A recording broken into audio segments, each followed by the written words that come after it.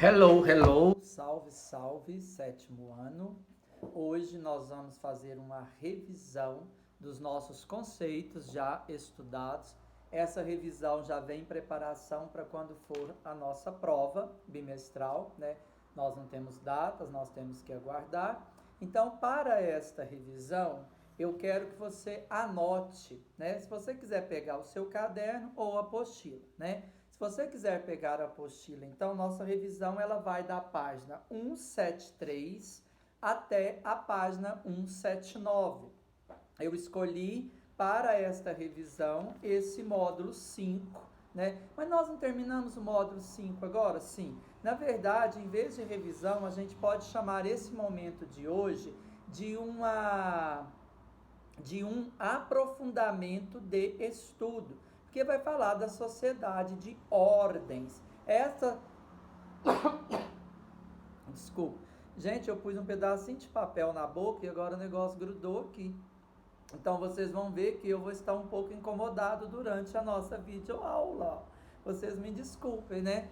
Ah, eu quero cobrar uma coisa. Eu estou sentindo assim poucos comentários em relação ao tema, né? Então, assim, vamos interagir mais. Estou sentindo falta de vocês, sinceramente. Eu vi algumas pessoas só fazendo algum comentário. Então, a sociedade de ordens, né, é quando foi dividido as classes, né? Aquela primeira divisão dentro do feudalismo. Então, essa sociedade de ordem, a gente já sabe que ela marca, né, as desigualdades que existem nesse período.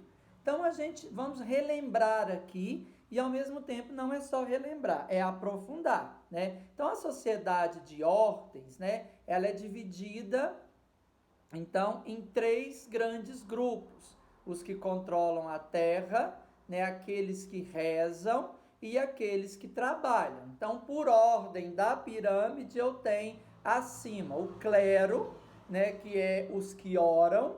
Abaixo deles, um pouco maior de pessoas, eu vou ter a nobreza, que lá no feudalismo que nós estamos estudando, né, essa nobreza ela tem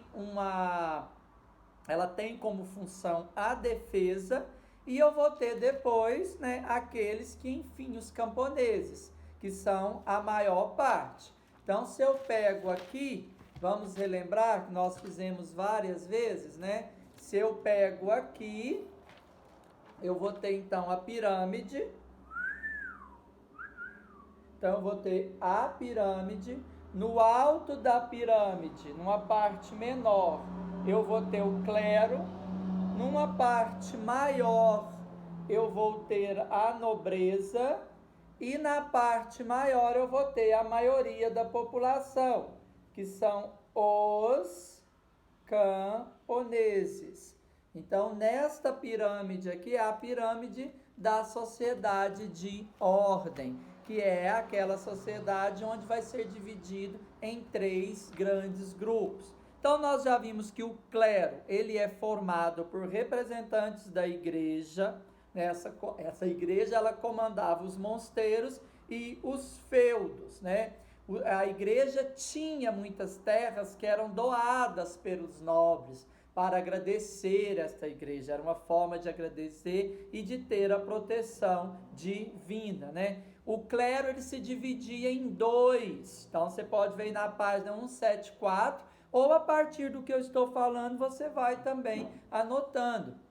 Então, o clero se dividia em dois. O alto clero, né, que é os que se tornavam bispos cardeais e até mesmo papa, né?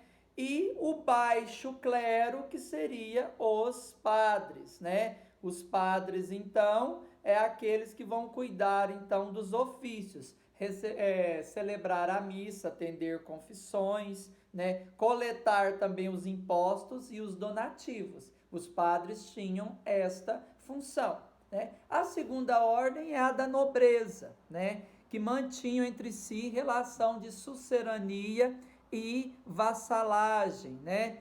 Quando um nobre, acompanhe comigo na página 175, grifando, quando um nobre concebia parte de suas terras a outro nobre, tornava-se o sucerano.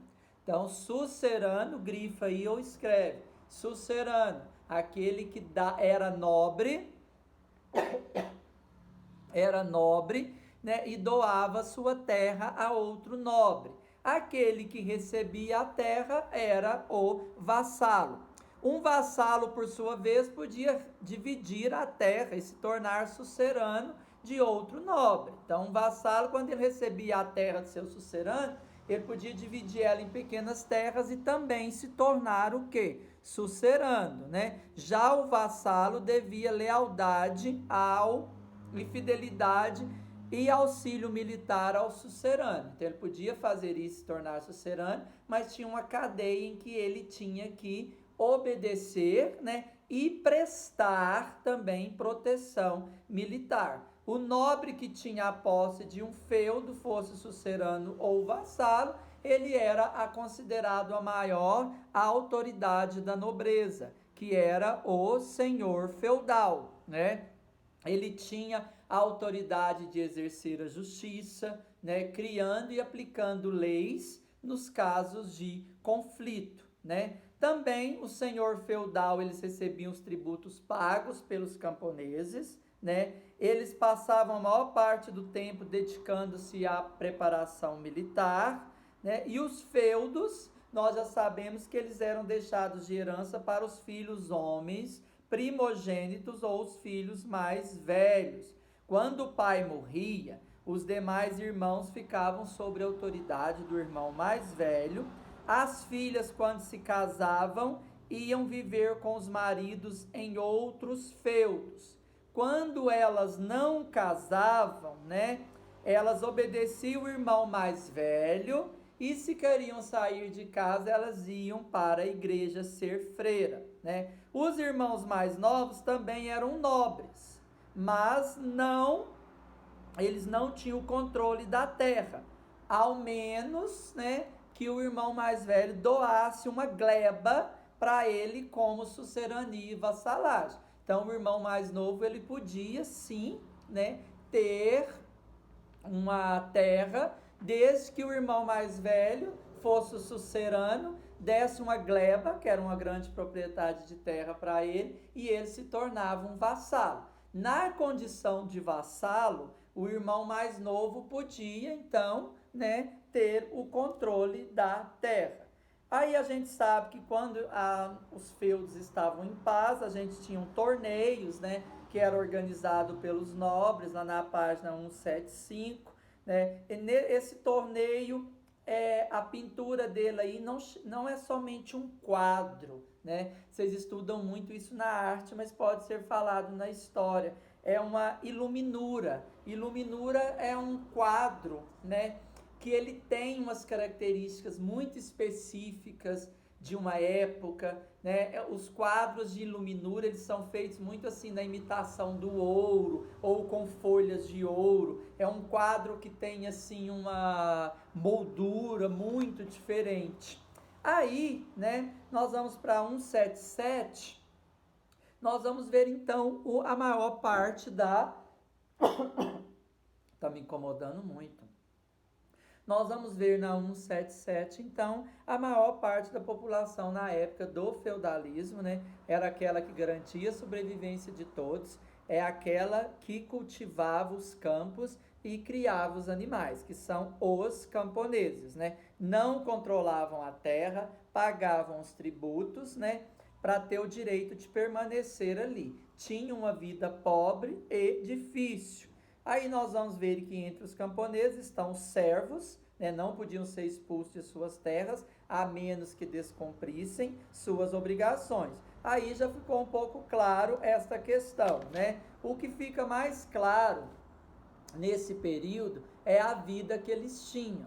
Nós já vimos lá, alguns de vocês se assustaram, falaram, nossa, que absurdo, né? Quando a gente olha nos dias de hoje, é um absurdo. Mas nós sabemos que, né, isso tudo está ligado ao fruto da época. Uma outra questão que é muito vivenciada na Idade Média e que até se tem um termo errado para se dirigir a Idade Média é quando a gente fala que a Idade Média foi a idade das trevas, né? Até na arte é representado um pouco com isso, mas esse é um conceito que não corresponde à Idade Média. Se pensou na Idade Média, se criou na Idade Média, mas todo o pensamento e criação estavam vinculados, né? Eles estavam vinculados ao que a igreja ditava como certa. Então, nesse período da Idade Média, a arte, ela era muito ligada a uma arte que mostrava um sofrimento. As igrejas bastante escuras, com paredes grossas, por dois motivos, né? Para proteger contra aquilo que era coisa, vamos dizer assim, do mal, de um demônio, né? E também a igreja era usada como fortaleza para se proteger na época dos conflitos, né? E das guerras. Agora, quando a gente volta para a Idade Média, a gente vai ver, principalmente na página 179, que é um tempo muito marcado, né, pela característica de extrema religiosidade. Então, guarda muito essa informação. A Idade Média é marcado por um tempo de extrema religiosidade. O clero, né, ele comunicava, ele ensinava a população por meio do catolicismo, né, e a forma que o clero tinha, o clero, gente, nós já sabemos, é o povo que compõe o alto e o baixo clero. Papa, bispos, cardeais e padres, né? A população era a maioria analfabeta, eles usavam os sermões para explicar a população, era uma forma de dar uma educação para a população, e usava muito as imagens, né? Porque se mostrava mais, então as imagens mostravam muito desespero, cenas do ser humano submisso a Deus, com medo do demônio, né? E também usou-se muito teatro nessa época. A igreja usava-se muito teatro, sempre usando e reforçando a ideia de um Deus, né, que pode te castigar, um Deus que vai te controlar. A igreja tinha um poder muito forte, né? Nós já sabemos que no feudo o poder era descentralizado, cada senhor feudal na sua gleba, na sua grande propriedade de terra, ele tinha um poder, né? E esse poder também era exercido pela igreja, né? Quem eram os excluídos então? Nós sabemos que os servos eram excluídos, né? Os doentes eram vistos com desconfiança, pois acreditava nessa época que doente era uma pessoa, uma criatura abandonada por Deus. Então, né, esse doente, ele não era bem visto, então tinha um local que ficavam as pessoas doentes, que ninguém passava por ali, deixava comida ou água, mas não deixava eles encostarem ninguém. Desculpa, gente. É assim a realidade, né? Bem ao vivo.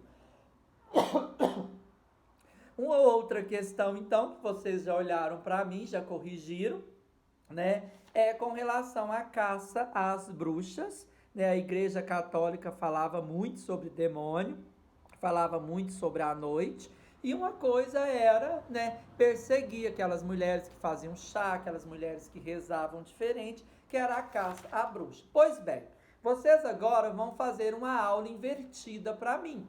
Vocês vão gravar, vocês vão escolher, né, uma das sociedades de ordem. Você pode escolher o clero, a nobreza ou os servos e gravar um vídeo rápido, né, um vídeo bem tranquilo, explicando para mim quem eram e o que faziam, que atividades eles faziam, que estilo de vida eles faziam. Então, um vídeo rápido, bem dinâmico, pode ser um vídeo criativo, pode pôr música, pode fazer do jeito que vocês quiserem. É o nosso dever para a próxima aula, tá? Não é um dever para a aula seguinte, tá? Eu vou dar 2 aulas para vocês fazerem esse dever. Então, por exemplo, quem tem aula comigo, vocês do sétimo, vamos lá, o sétimo verde, o sétimo verde está assistindo essa aula hoje, dia 1º de abril. Então, vocês vão me mostrar na próxima terça, tá? Então, vocês me mostram agora, vai ser na próxima aula. Vocês me mostram agora na próxima, aliás, vocês me mostram terça agora, porque vocês têm aula comigo terça e quarta. Então, o sétimo verde vai me mostrar esse vídeo na próxima terça, tá bom? Aí o sétimo azul a gente negocia a data depois. Então, boa aula, assistam mais de uma vez, não deixe acumular e prepare os meus videozinhos como um trabalhinho, tá? Esses videozinhos estão valendo ponto dentro daqueles pontos de trabalho, ok? Um forte abraço, bom estudo!